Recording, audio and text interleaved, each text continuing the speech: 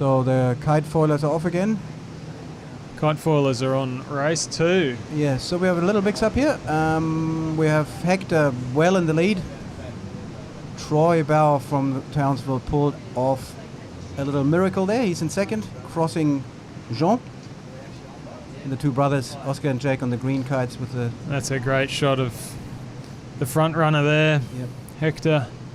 This is where his body weight comes into play. He's fully locked in, kite nice and look low. at his body position, solid. So here's where Troy is lacking a little bit. The black kite in the middle, just wingtip touched the water there. This is where Jean, from the African champion on the white kite, is going to push hard and close the gap to the black kite. Actually, Oscar's coming out of the corner here. Oh, look at these guys coming up on the right. Very interesting scenario because Oscar has a right to tack. And they've tacked early and it's paid off by the looks of it. Oscar Tim, local boy. Yeah, look at him. Sunshine Coast local, hitting the ley line first. Pressure tack here. He's not going to cross them though. Yeah, no, he would have, but Jean decided to obey the rules and obey Oscar's starboard advantage. Look at that. Hector now lining up. Fantastic battle. And Oscar certainly paid on the right-hand side. Angles are a bit skewed, but they'll all make the top mark here. Oscar on the inside. This will be a very nice downhill battle. Watch this. There they go, round, the top mark. Fantastic stuff. Young Jake with a yellow helmet on the green kite. He's still getting used to his latest board. He got that designed by Hector. So we've got in the lead Hector in the red kite from Perth, Jean de Falbert from Mauritius, and Oscar Tim from the Sunshine Coast. This is what you want to see. And in the black kite, just out of screen on the right, is that Troy? That's Troy Bauer from Townsville. I'm still waiting for Craig to come back out. Sorry to not see him out here. Fantastic. Look at these two at the front, having another battle again. So yeah, the maneuvers you can see when the kites go up high in the air, the guys switch feet on the board and then the kite comes down again. It's either a tack or a jibe. Those Hector the first one to jibe there. It's a bit like a Jean de Falbert jibing second. A bit like a preset maneuver, a bit like a corner kick in soccer. You can practice that day and night. So you do thousands of those things, because if you drop one of them, race over. It looks like from this angle Oscar's in the lead, but we're not looking across the wind, so it's a little bit deceptive. But it will be interesting to see who goes through the gate first. Yeah, and there's the gate. We're not comparing apples with apples either. So these kites, there's different versions of them. So the white kite is an ozone current version, and the red one is a Flymax kite designed in Europe. Not really quite sure how well they perform. And then the green kite above Oscar is it's called a Diablo V4, so it's really a few seasons old. But the young guys are cutting their teeth on the much harder kites to fly. So once they get onto the top gear, game on. Game on, yeah. It's faster upwind, faster downwind, better angles upwind, better angles downwind. Look at that shot. Fantastic.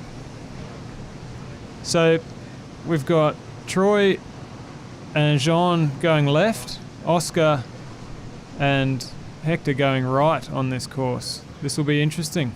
Yeah, and Oscar probably remembers that it paid off last time, and Hector was observant enough to actually pick up on that, so he's starting to go right. So keep an eye out on red and white. Clear advantage on one side of the course. Yeah. And what is that, Troy? Kai, is that a little bit of lift off the rocks here, off the headland? Don't want to get too technical, but when the air hits the land, particularly with a little cliff, if you like, we're sitting on, it gets diverted, or the air rubs against the land and slows down and henceforth changes angle. And as you're approaching the land, you might get an angle advantage out of that. I think Hector's seen enough of it. He said, I take what I can get when I'm ahead. So here comes the counting cross, red on white. If I had to put money on it, just Hector in red across. Now Jean on white has to observe starboard rights. So even Oscar, I think, is going to cross him. If not, Jean has to go behind him. So Oscar's changed his angle there. Oscar needs to. Here we go. He has. Oh, he's Jean decided to go behind and nearly fell off down. there. But here, looking ahead, it's a bit like chess. Now these guys are coming back on port. Jean is in the commanding position because he will go on the next starboard tack and then has right of way leading into the top mark. But he is behind. He is a bit behind, yes. And he will not forget that lift on the right-hand side. That's right. Next race, we can expect him to come towards the mainland. Yep. So here comes an interesting one. Oscar needs to decide, do I duck in there and try and make the mark, or do I play it safe and go behind Jean? And look, Jean's taken the lead again. And Oscar decided to duck in there. That is Wow. a very mature maneuver, not easy to do. World class. Very good, obeying the rules. Yep. And playing to the rules. Our Great young- vision from the drone. Thank you. Our youngster from the sunny coast, he will be stoked with holding it with a national champion, holding it with the African champion that has years of Pro Tour experience. He's showing them what's to come. What do we have way out far? Is that Jalen? All the way east? That's a good question. There's Old Woman Island in the background, Mount Coolum. And just out of view would be the Noosa headland. There was a kite down in the water to the left of screen.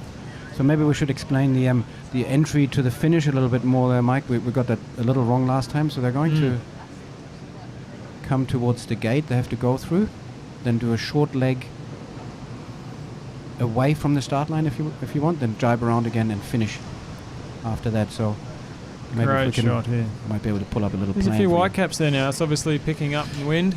Yeah, the forecast certainly forecast to go left, which means we're swinging from south to southeast a little bit more and increasing.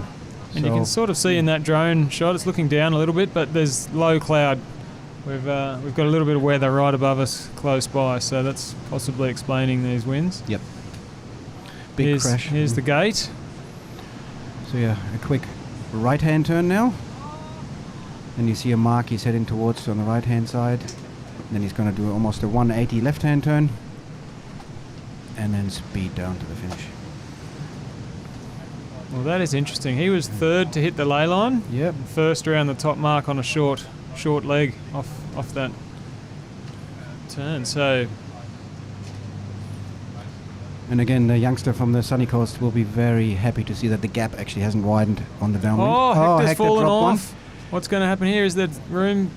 If you well done, Oscar. If you've fallen off, you have to avoid. You are actually an obstacle. So Oscar has to go around.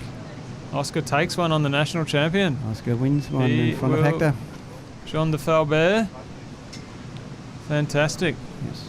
So Well, today, Oscar is the fastest Queenslander for the Queensland State Championships. he is. That's true. And he's in line for the junior championship too. I think he's just 17, isn't he? Something like that. You ought to know. Oh, well, I should know. I'm his dad. And thanks for commentating. It must be a bit more challenging to commentate on the sport that your children are taking part in. Yeah, it's nerve-wracking at times. Keeping you cool. Well done. And trying to keep a teenager's mind cool when it gets a bit hectic. So Not to mention organising the event. Well done, Kai. team effort. I might step out now and allow a little bit of input from Lisa Hickman, Kite Foil Racer. Sorry, Formula Kite Racer. Just taking up wing foiling as well. Thanks, Kai. Thank you, Welcome, Mike. Lisa.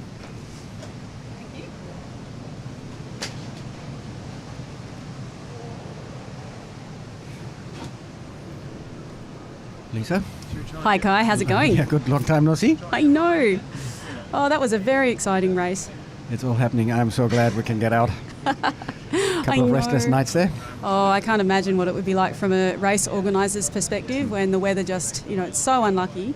You can do everything you can put all the pieces in play, and then right at the last minute the weather just doesn't come to the party. Cyclonic conditions. My goodness. But today has been fantastic, and it's just been so good to see both classes out there just killing it. And so much support. There's lots of people watching on, and it's been, we've got some cloud cover coming in now, but it's been a beautiful day. I had a dash from the launch area on the electric bike back to here, and obviously had to go through the main parts of Mooloolaba.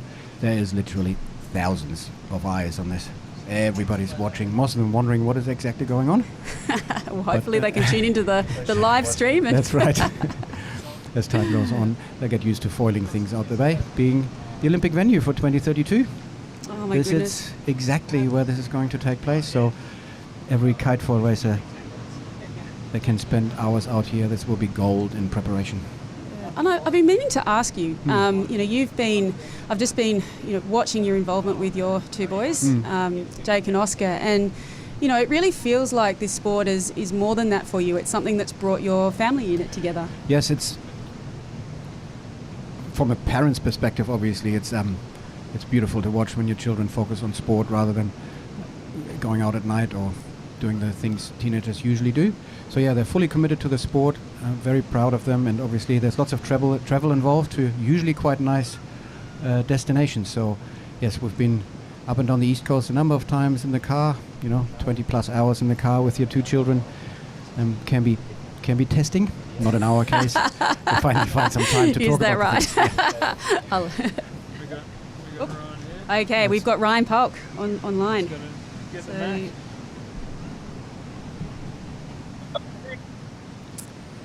okay, Ryan, can you hear us?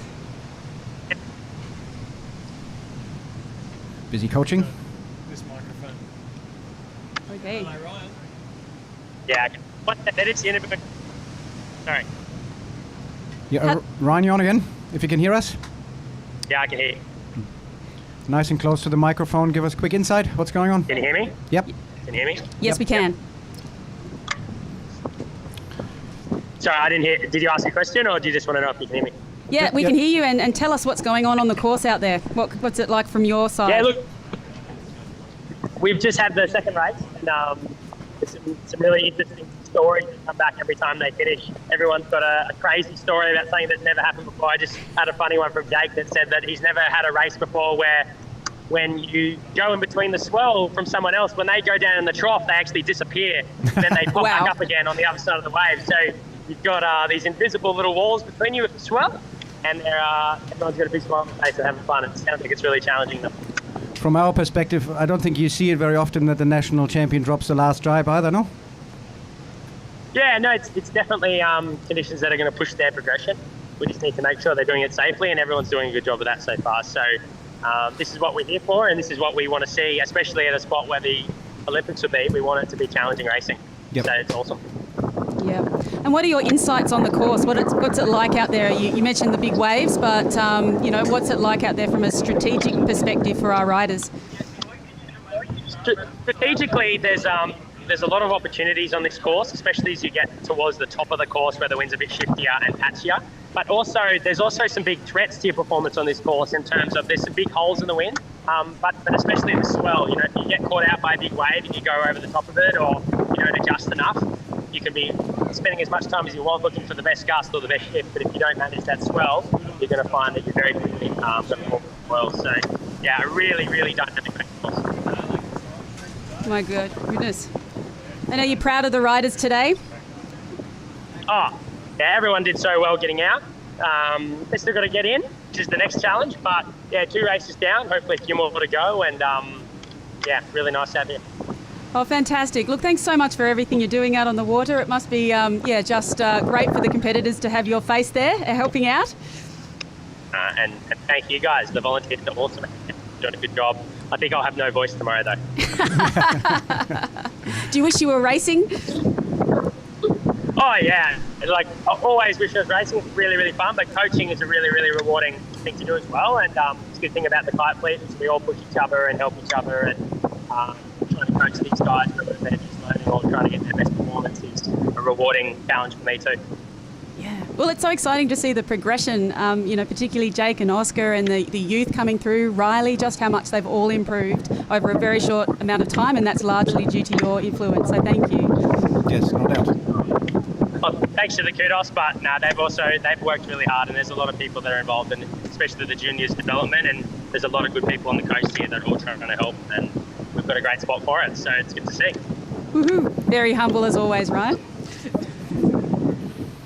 No worries. One of the sailors is just giving me a yell. I better go and see if they're okay. Awesome. And some water bottles. Thank you. See you soon. Cheers. Now, as the day progresses, plenty of foiling action happening across the Mooloolaba Bar. Obviously, conditions are epic for anything foiling, so plenty of towing happening. Brilliant. Probably MSQ not too happy about it, but there's not that much boat traffic happening across the bar. You're meant to observe a specific distance from it, but no, I can't see anybody creating interference, and there's some lovely lines coming through. Yep.